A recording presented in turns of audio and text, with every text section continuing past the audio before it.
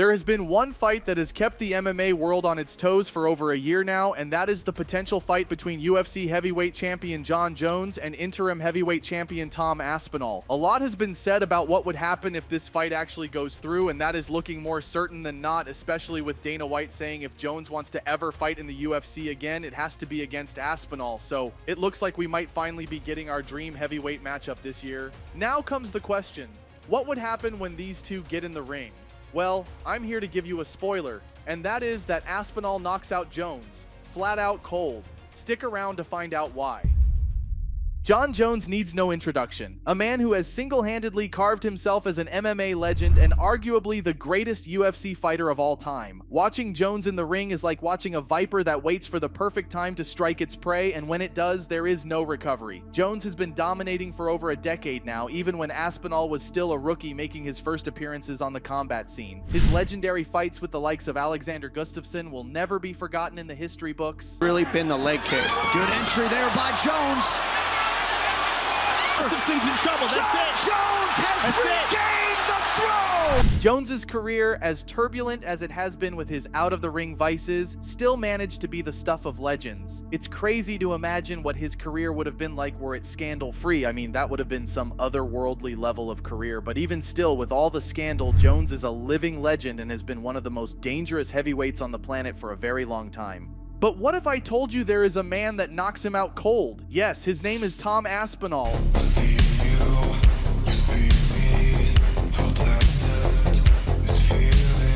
A British force of nature that has made his presence felt in the MMA world. Now, in case you're not as familiar with Aspinall, let me introduce him to you with some of these masterclass moments. Look at this trouble here. Look at the hand speed. He said, what? I said, no, you're grappling. He said, what? Very fast hands.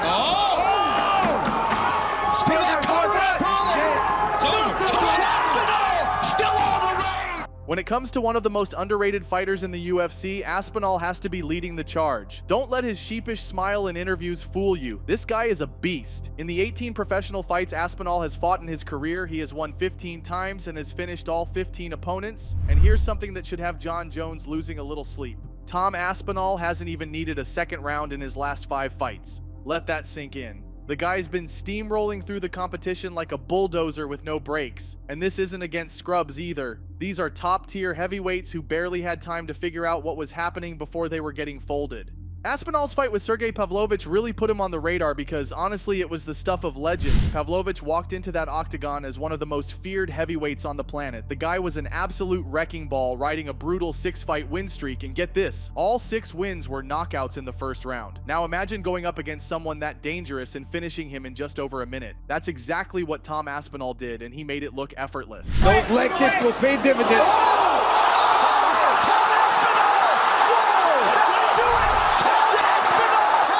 Let's talk size and strength because Aspinall is a problem in that department. If Jones steps into the cage with him, he'll be facing the biggest opponent of his career. And we know in the UFC, sometimes size and raw power can win fights. Take fighters like Francis Ngannou and Brock Lesnar. These fighters, with all due respect, have practically zero fight IQ, but when they get a hold of you, it's like you are about to be crushed by a truck. But here's what puts Aspinall in a completely different league. He's got that size and brute strength, sure, but he pairs it with elite-level skill and movement that's downright freaky for a heavyweight. The guy moves like he's fighting at lightweight, fast, fluid, and incredibly sharp. Combine that with his technical striking, grappling, and fight IQ.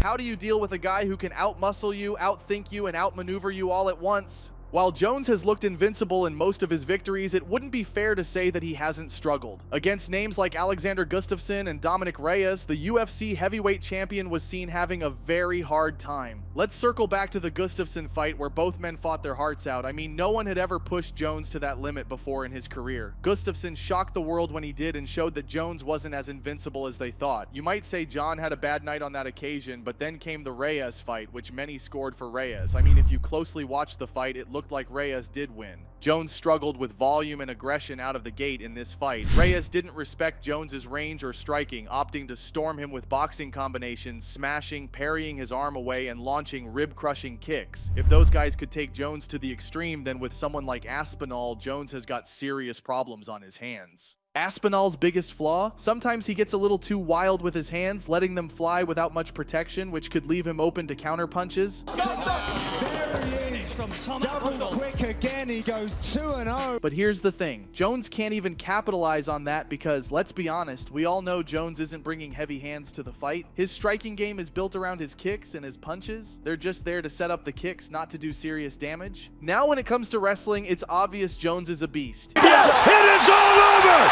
It is all over! Wow! Jon Jones remains! He's dominated plenty of opponents by taking them down and grinding them out. But against Aspinall, yeah, that's not going to be his golden ticket. Aspinall's wrestling is on point too. Dude's been training and grappling since forever, and he's no stranger to handling himself on the mat. It's happening.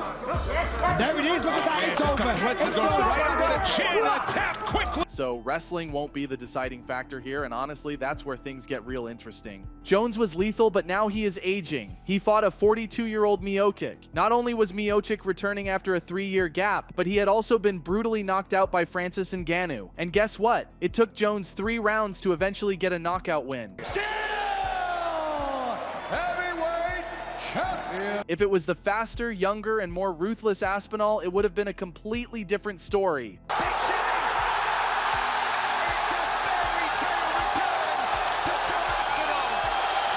These days, Jones isn't exactly known for being quick on the draw or super dynamic like he used to be. Instead, he's leaned on his durability and that ability to do just enough to scrape out a win. But here's the thing, doing just enough doesn't cut it when you're up against someone younger, faster, and way sharper on the reactions. Aspinall's last fight was against Curtis Blades in a rematch of their UFC fight. It was also his first interim title defense, which really should never have taken place, as he should have been fighting Jones to unify the belts instead. I think I'm the best heavyweight in the world. I don't think I'm the John's the undisputed champion, but I'm the best in the world, if that makes any sense. Nevertheless, the Englishman punctuated his victory with a post-fight call-out of Bones himself, boldly proclaiming that he is his rival's better. Jones has been ducking Aspinall forever now, and let me spoil it for you. It's because he knows the kind of threat Aspinall carries. He said he is only willing to fight him if the check is good, and I understand him. I mean, who wouldn't? Risking your legacy like that against one of the most dangerous men in the UFC? You're Jon Jones, a guy with a decade-long reign of dominance and a reputation as one of the greatest fighters ever. That, ladies and gentlemen, is the future. He is the present and he is the future, and he might be the greatest talent that we've ever seen in the UFC. Would you risk all that for a fight that could end with you sprawled out on the canvas, knocked out cold in front of millions? Yeah, me neither.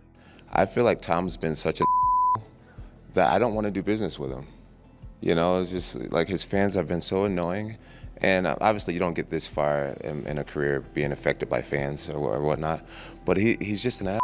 But the thing is, Dana isn't giving Jones much of a choice. The UFC president has drawn a hard line in the sand, saying that if Jones wants to fight again, it has to be against Tom Aspinall. No tune-ups, no easy opponents, just a straight shot at the guy everyone sees as the future of the heavyweight division. And honestly, it's not like Jones can dodge this forever. Aspinall is the mandatory challenger to Jones's heavyweight title, and fans won't let the champ off the hook until he faces the man everyone is calling his biggest threat yet. It's a high-stakes situation for Jones. The narrative is already building. If he fights Aspinall and loses, it could tarnish his legendary career. But if he wins, oh man, that's a whole other level of greatness. Either way, the fight has to happen. It's not just a clash of titans, it's the ultimate test for both men. And for us fans, it's the kind of showdown we live for. While it remains to be seen when and where Jon Jones and Tom Aspinall fight, it is clear that whenever it does happen, Aspinall will knock out Jon Jones flat out cold.